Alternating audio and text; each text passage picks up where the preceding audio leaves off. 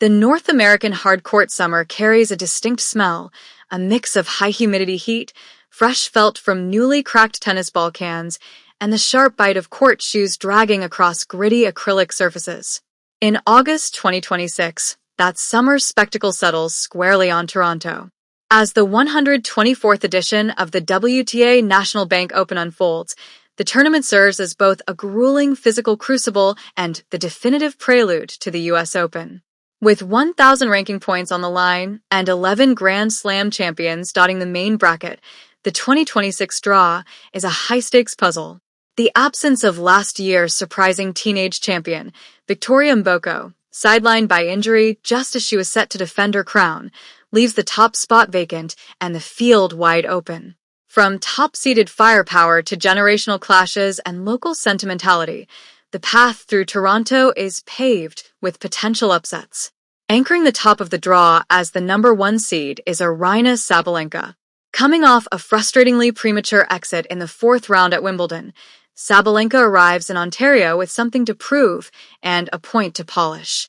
Toronto's fast-pacing hard courts traditionally reward her brand of hyper-aggressive tennis, heavy kick serves, punishing forehands, and unyielding ground stroke depth.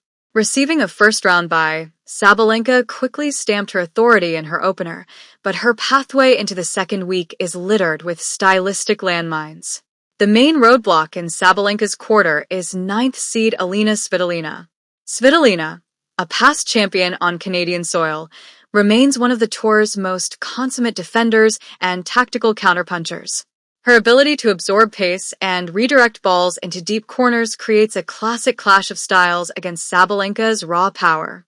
If both seeds advance, their potential quarter-final duel promises to be a masterclass in modern hard-court warfare, offense versus defense, raw speed versus relentless court coverage.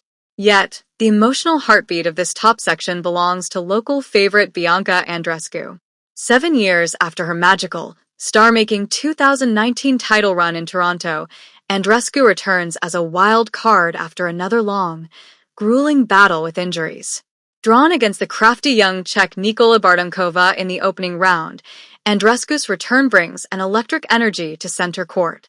With her signature blend of drop shots, heavy topspin variations, and fierce competitiveness, Andreescu remains an unpredictable wild card.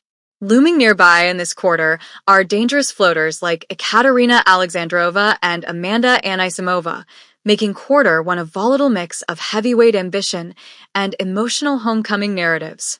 Moving down the bracket, the second quarter reads like a dream draw for purists who love tactical nuance, raw baseline consistency, and grinding baseline rallies. Headline duties here are split between second-seeded Iga Swiatek and 2-time Canadian Open champion Jessica Pegula. Pegula's relationship with the Canadian Open is legendary. Her clean, flat ball striking and cool composure have historically thrived in Canadian conditions. However, Pegula's path is anything but soft. Resting in her section is Marta Kostyuk, whose hyper-athletic, high-intensity game has matured into a top-flight threat throughout 2026. A potential third-round or quarter-final clash between Pegula's metronomic precision and Kostyuk's explosive movement could yield one of the highest-quality matches of the tournament. Meanwhile, Iga Swiatek enters Toronto eager to re-establish dominance on North American hard courts. Swiatek's extreme Western forespin, which dominates on clay, requires micro-adjustments on faster surfaces to keep her timing pristine. Her early rounds test her rhythm against dynamic younger talents like Sarah Bijlek and Wang Xiyu. Additionally, veteran heavy hitters like Madison Keys and Anna Kalinskaya populate this section. If Swiatek and Pegula meet in the quarterfinals, it will be a high-stakes preview of the upcoming fortnight in Flushing Meadows, a true test of who controls the baseline tempo when the pressure peaks. If the top half of the draw emphasizes experience and baseline grit, the third quarter represents the dynamic future of women's tennis. Led by 4th seed Coco Gauff, this quarter is stacked with explosive speed, fearless shot-making, and intriguing tactical contrasts. Gauff, coming off another deep slam run, possesses perhaps the most formidable defensive movement and transition game in the sport today. Her court coverage forces opponents to hit extra balls, press for lines, and commit unforced errors. However, Gauff's section of the draw is crammed with dangerous power hitters capable of taking the racket out of her hands. Chief among them is Czech star Linda Noskova, the sixth seed, whose flat, penetrating ground strokes previously troubled Gauff in a three-set epic earlier this season. A Gauff-Noskova quarterfinal matchup is a prime candidate for match of the tournament, a textbook battle between elite defense and overwhelming power. Adding further spice to quarter three is American southpaw Taylor Townsend, whose throwback serve and volley style and soft hands at the net provide a stark contrast to the baseline rhythms of modern tennis. With former world number 4 Belinda Bencic working her way through this section alongside emerging teenage talent Iva Jovic and Maria Sakkari, quarter three feels like an open floor where any player striking the ball with early round confidence could crash the late-stage party. The bottom quarter of the Toronto draw is an absolute minefield, a dense collection of Grand Slam champions, former world number ones, and dangerous unseeded floaters that no top seed wished to draw. Anchoring the bottom as the third seed is Elena Rybakina. Rybakina's serve remains the single most devastating weapon in women's tennis when functioning at full capacity. Her flat, booming deliveries generate free points, allowing her to control service games with minimal physical expenditure. Yet, Rybakina's path requires immediate vigilance. Early potential matchups against ball strikers like Daria Kasatkina and Lee require sharp focus from the first ball. Sharing this loaded quarter is double Grand Slam champion Naomi Osaka.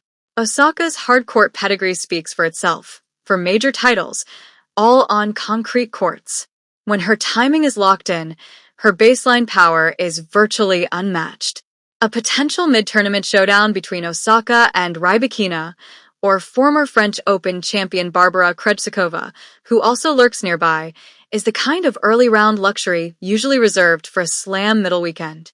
The fourth quarter also carries significant Canadian fan interest through Leylah Fernandez. The 2021 U.S. Open finalist feeds on crowd energy like few others. Her lefty angles, early ball taking, and fiery spirit make her a perpetual threat on North American hard courts. However, Fernandez finds herself in a brutal section alongside teenage phenom Mira Andreeva. Andreeva's ring general maturity and defensive counterpunching present an intriguing riddle for Fernandez's aggressive court positioning. Whichever player survives this quarter will have earned their place in the semi-finals through pure fire.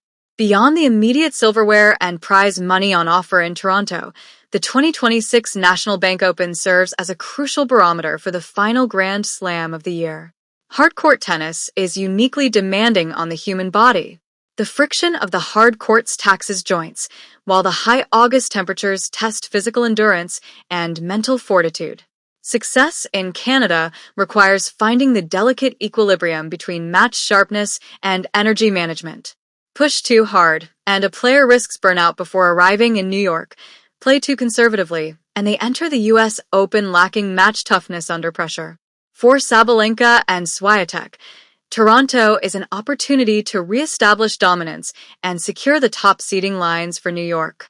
For Gauff, Rybakina, and Pegula, it is a chance to prove that their hard-court titles are not fleeting moments, but baseline expectations. And for veterans like Osaka and Andreescu, or rising forces like Andreeva and Noskova, Toronto offers the ideal launchpad to disrupt the established hierarchy. As the draw unfolds over 2 action-packed weeks, one thing is certain. The path to hard-court glory runs directly through Toronto, and every round will demand absolute brilliance.